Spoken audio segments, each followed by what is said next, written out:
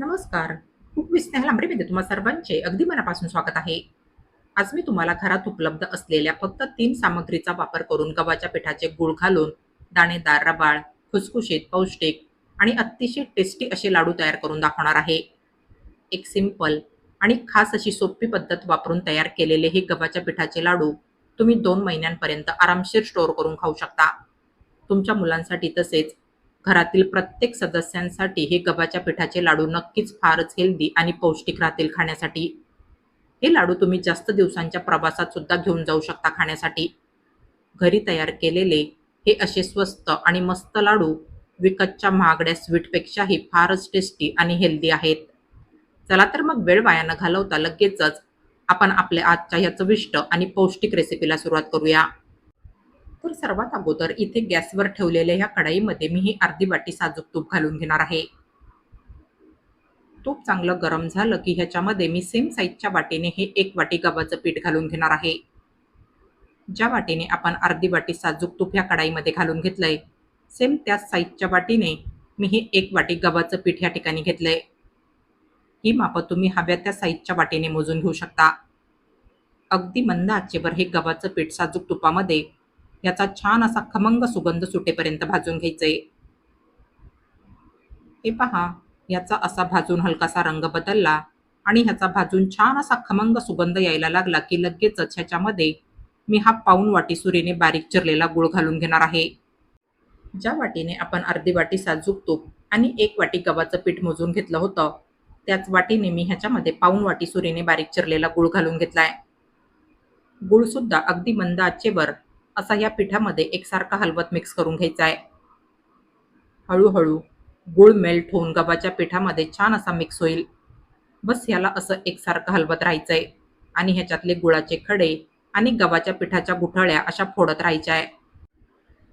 तर हे पहा, आता आपलं हे लाडूचं मिश्रण ह्या ठिकाणी बनवून तयार झालंय. ह्याच्यातला गूळ पूर्णपणे मेल्ट होऊन गव्हाच्या पिठामध्ये एकसारखा मिक्स झालाय. याचा सुगंध सुद्धा इथे फारच छान सुटलाय आणि तुम्ही ते पाहू शकता. याला रंग देखील बघा किती छान आलाय. बस तर आता सर्वात शेवटी मी ह्याच्यामध्ये छोटा अर्धा चमचा वेलची जायफळची पूड घालून घेणार आहे. वेलची जायफळची पूड ह्या लाडूच्या मिश्रणामध्ये मिक्स करून गॅस बंद करायचा आहे आणि हे मिश्रण जरा वेळ हलकंसं कोमट होऊ द्यायचंय. तर हे पहा, इथे आपलं हे लाडूचं मिश्रण ह्या ठिकाणी हलकंसं कोमट झालंय.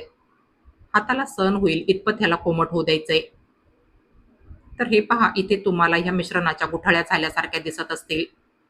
ह्या गुठळ्या हाताने सहजासहजी नाही फुटत. यांना मिक्सरमध्ये फिरवल्यानंतरच ह्या बारीक होतात. तर आता हे जे लाडूचं मिश्रण आहे, याला मी मिक्सरच्या भांड्यामध्ये भरून मिक्सरला फिरवून घेणार आहे. म्हणजे ह्याच्यातल्या ज्या मिश्रणाच्या गुठळ्या आहेत, त्या फुटून बारीक होतील आणि आपलं हे मिश्रण सुद्धा छान एकजीव होईल. 2 बॅचमध्ये मी तयार केलेलं लाडूचं मिश्रण मिक्सरला फिरवून घेणार आहे. मिक्सरचं बटन चालू बंद करून ह्याला मिक्सरला असं बारीक करून घ्यायचंय. तर हे पहा, आता आपलं हे लाडूचं मिश्रण तुम्ही ह्या ठिकाणी पाहू शकता. हे पहा, आपलं हे लाडूचं मिश्रण याच्यातल्या सगळ्या गुठळ्या फुटून अगदी एकसारखं सुटसुटीत आणि रवाळ झालंय. आता या मिश्रणाला बाइंडिंग येण्यासाठी ह्याच्यामध्ये थोडंसं तेल किंवा मग तूप घालून मिक्स करायचंय. तुपाचा किंवा मग तेलाचा वापर आता या स्टेजला ह्याच्यामध्ये अति जास्त करायचा नाहीये. बस ह्या मिश्रणाला बाइंडिंग येण्यापुरताच वापर करायचा आहे. तर हे पहा, आता आपल्या या मिश्रणाला लाडू बांधण्यासाठी छान बाइंडिंग आली आहे. बस तर आता ह्या मिश्रणाचे लगेचच लाडू बांधून घ्यायचे. लाडूंची साईज तुम्ही तुम्हाला हवी तशी लहान मोठी ठेवू शकता. या मिश्रणाचे लाडू तुम्ही तुम्हाला हवे तसे लहान मोठ्या साईजमध्ये बांधून घ्यायचे. या लाडूच्या मिश्रणामध्ये तुम्ही तुमच्या आवडीप्रमाणे काजू, बदाम, पिस्त्याचे काप घालू शकता. मुलांना तसेच घरातील सर्व सदस्यांना प्रत्येक सीझनमध्ये खाण्यासाठी हे लाडू फारच दमदमीत आणि पौष्टिक राहतील. हे लाडू तुम्ही अगदी 1 ते 2 महिन्यांपर्यंत स्टोअर करून खाऊ शकता. गुळाचा पाक न करता तसेच लाडूच्या मिश्रणाच्या बाइंडिंगसाठी दुधाचा वापर न करता आपण हे लाडू तयार केले.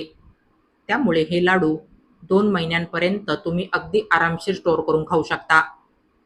घरात उपलब्ध असलेल्या फक्त 3 सामग्रीचा वापर करून हे गव्हाच्या पिठाचे फारच मस्त असे दाणेदार, रवाळ आणि खुसखुशीत लाडू आपले ह्या ठिकाणी बनवून तयार झाले.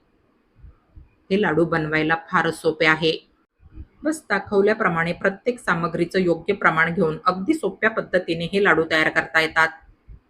तर तुम्ही माझ्या या रेसिपीप्रमाणे असे गव्हाच्या पिठाचे दाणेदार, रवाळ, खुसखुशीत, पौष्टिक आणि अतिशय टेस्टी असे लाडू एकदा नक्की ट्राय करून बघा. आणि तुम्हाला माझी आजची ही रेसिपी आवडली असेल तर प्लीज माझ्या या रेसिपीला लाईक आणि जास्तीत जास्त शेअर करा. आणि अशाच नवनवीन आणि पारंपरिक रेसिपीज बघण्यासाठी माझ्या या चॅनलला सबस्क्राईब करा. चला तर मग भेटूया पुढील रेसिपींमध्ये. तोपर्यंत हेल्दी खा आणि हेल्दी रहा. Take care.